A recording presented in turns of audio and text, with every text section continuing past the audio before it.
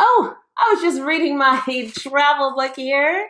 Hey, villagers! So I've spent time in about 20 countries now. I've even lived in a few of them.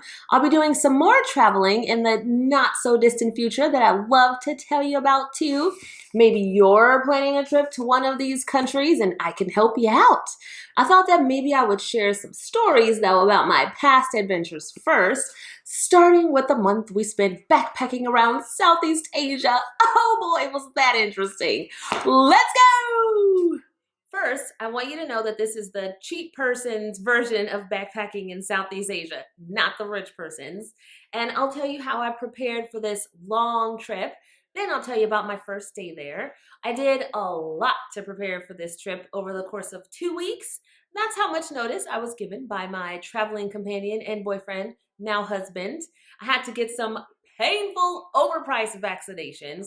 The doctor gave me plenty of literature to read about traveling to Southeast Asia, which I did actually read. Apparently, this is mostly used to scare Americans into changing their minds about visiting. It's like 15 pages just about diseases and ailments that I could catch while visiting there. So, of course, my response is to make a trip to the drugstore for some preventative care. Lots of super strong insect repellent for those death disease carrying mosquitoes, some iodine to purify my water, prevent diarrhea, plenty of itch creams, aspirin, vitamins, Pepto-Bismol, Imodium AD, first aid kit, you name it. I was definitely prepared for all of the ailments Southeast Asia might throw at me. I can truthfully tell you that the only things I ended up using were my multivitamins and some bug repellent, maybe twice. Never hurts to be prepared though. But I also had to buy this ginormous backpack. Got a pretty good deal on a New Blue JanSport. I have never owned a backpack of this magnitude in my life. Never had a reason to, but it's basically a giant duffel bag type suitcase with straps. And I was only allowed to carry 16 kilos, which is 35 pounds. That's how much I would usually carry for a weekend trip. But it's very difficult to pack only one bag for a month-long journey. But I packed two pairs of pants, a skirt, some tops. Didn't take up much space because it's summer.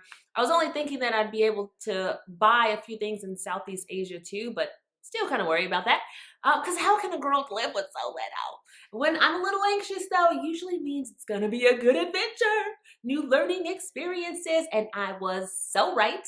So after spending 2 days in Sydney with some great people, that's Australia, I was finally on my way to Kuala Lumpur, Malaysia, and I was so excited, also nervous.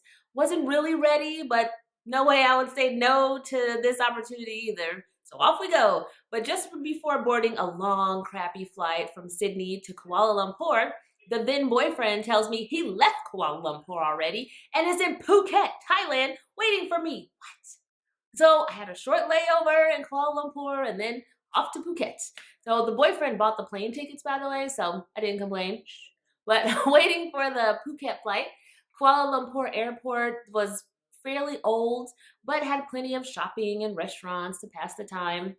And the money, the ringgits, they look a lot more fun than American money. And the people were super friendly too. So I'll be back to this city anyway before leaving Southeast Asia after this month. So before you know it, my crappy flight was over. Boyfriend was picking me up from the airport in a taxi that drove us to the other side of the island where our hotel was. So at this point, I had no energy left for exploring this new city. Gotta get some sleep. Okay, I'm awake and I made it to Thailand. Today we're in Patong in Phuket. We explored the area of Patong on foot. That means walking. There are tons of markets, bars, places to eat. Everything is super inexpensive, like really cheap. The weather in May was nice, warm, humid. The boyfriend was especially taken by the fish bath that eats dead skin off your feet. Honestly, it's a pretty cool way to get baby soft feet. His feet would probably have been in there for days though. Haha, just kidding. Not really. While walking around, I bought a swimsuit for like $5 because nope, I didn't pack one.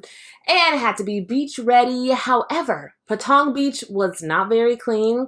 Maybe it was a bad week, but the sand was full of dirt and trash.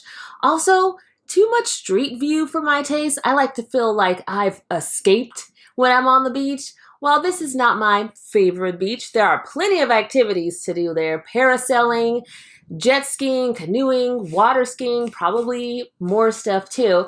But the nightlife in Patong is allegedly the best on the whole island, and I believe it. There's this really cool Ronald McDonald, but really, there are several streets with loads of bars, clubs, late night restaurants. The streets are loud, chaotic, full of people from all over the world. It's really easy to get sucked into that fun atmosphere where gorgeous costume ladyboys are joking, taking pictures with tourists. I also read that in Thailand, they believe that everyone will be or has been a ladyboy in one of their lifetimes. So ladyboys are completely accepted and not ridiculed. I like that. It saddened me though to see so many young, like very young Thai girls with older looking lonely men. Aside from seemingly obvious sex trafficking that's everywhere, if nightlife is your scene, then this is the place to be. Did I mention it's cheap? Lastly, because tourism is a huge business here, most people speak English. Perfect for us lazy Americans who don't learn other languages. Yes! This was a great start to our Southeast Asia tour. It was definitely worth all that work I did to prepare for the trip. And P.S. There's a donkey outside the hotel room that won't shut up. I am trying to sleep!